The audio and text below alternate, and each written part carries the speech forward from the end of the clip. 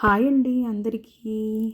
First time మన video చూస్తున్న వాళ్ళైతే తప్పకుండా మన ఛానల్ని సబ్స్క్రైబ్ చేసుకొని సపోర్ట్ చేయండి ప్లీజ్. ఈరోజు స్పెషల్ వచ్చేసి వైట్ రైస్, పెసరపప్పు చారు, దొండకాయ ఫ్రై అండి. టేస్ట్ మాత్రం చాలా బాగుంటుందండి. ఈరోజు మనం టాపిక్లోకి వెళ్ళిపోదాం. ఈరోజు టాపిక్ అండి వైఫ్ అండ్ హస్బెండ్ రిలేషన్షిప్ గురించి మాట్లాడుకుందామండి. వైఫ్ అండ్ హస్బెండ్ రిలేషన్షిప్ కేవలం పెళ్ళి కాదండి, అది జీవిత భాగస్వామ్యం. అది అందరూ అర్థం చేసుకోవాలి. ఇద్దరు ఒకరికి ఒకరు సేఫ్ ప్లేస్లా ఉండాలి. వైఫ్కి విలువ ఇవ్వడం అంటే ఏంటండి? పెద్ద పెద్ద గిఫ్ట్లు ఇవ్వడం అది కాదండి. ఆమె మాటను సీరియస్గా వినడం, ఆమె భావాలను తేలికగా తీసుకోకపోవడమే అదే అసలైన పెద్ద గిఫ్ట్, రెస్పెక్ట్ అండి. చాలామంది ఇంట్లో ఉంటుంది, ఖాళీగానే ఉంటుంది అని నానా మాటలు అంటారు.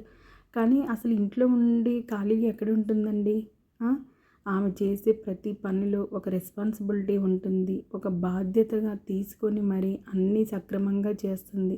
ఆమె పడే కష్టమంతా ఒక ఫ్యామిలీ కోసమే కదండి. ఫ్యామిలీ సఫర్ అవ్వద్దు అని చెప్పేసి ఫ్యామిలీ హ్యాపీగా ఉండాలనే కదా తను సఫర్ అయ్యేది. హస్బెండ్ వైఫ్కి ఏం గిఫ్ట్స్ ఇవ్వాల్సిన అవసరం లేదండి. జస్ట్ ఆవిడ కష్టాన్ని గుర్తిస్తే చాలండి. అదే చాలా హ్యాపీగా ఫీల్ అవుతుంది. వైఫ్ కూడా అంతే. హస్బెండ్ అంటే కేవలం సంపాదించే వ్యక్తిగా అస్సలు చూడకూడదు. తనకి భయాలు ఉంటాయి, బాధ్యతలు ఉంటాయి, రెస్పాన్సిబిలిటీస్ ఉంటాయి. అవన్నీ నిలదొక్కుకొని అతనికి ధైర్యం ఇచ్చి వ్యక్తే భార్య అండి.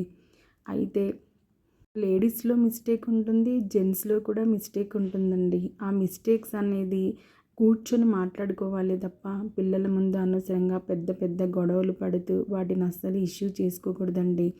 ఏదైనా 4 గోడల మధ్య ఉన్నంత వరకే మనకు వాల్యూ ఉంటుంది. 4 గోడల తర్వాత అది గనక బయటకు వస్తే మాత్రం వాల్యూ అస్సలు ఇవ్వరండి. మన మొహాన్ని చూసి నవ్వుతారు అసలు.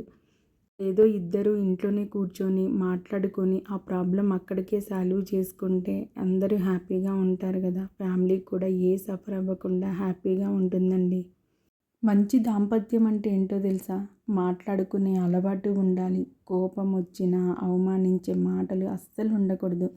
నిర్ణయాలు కలిసి తీసుకోవాలి. ఒకరికి ఒకరు తోడుగా ఉండాలి. అండర్స్టాండింగ్ ఉండాలి. అడ్జస్ట్మెంట్ ఉండాలండి. ఇవన్నీ ఉంటేనే లైఫ్ బాగుంటుంది. ఈ 2 లేకుండా, అండర్స్టాండింగ్ అడ్జస్ట్మెంట్ లేకుండా ఇగోలకు పోతే ఏముండదండి. మనతో పాటు పిల్లలు కూడా సఫర్ అవుతారు. అలా అవ్వకుండా ఉండాలంటే మనలో అండర్స్టాండింగ్ ఉండాలి, అడ్జస్ట్మెంట్ ఉండాలండి. నేను చెప్పిన ఈ మాటలు మీకు కనుక నచ్చితే కామెంట్ చేసి, లైక్ చేసి, షేర్ చేసి, సబ్స్క్రైబ్ చేసుకోండి. ఇలాంటి వీడియోస్ కోసం అయితే మన ఛానల్ని తప్పకుండా సబ్స్క్రైబ్ చేసుకోండి.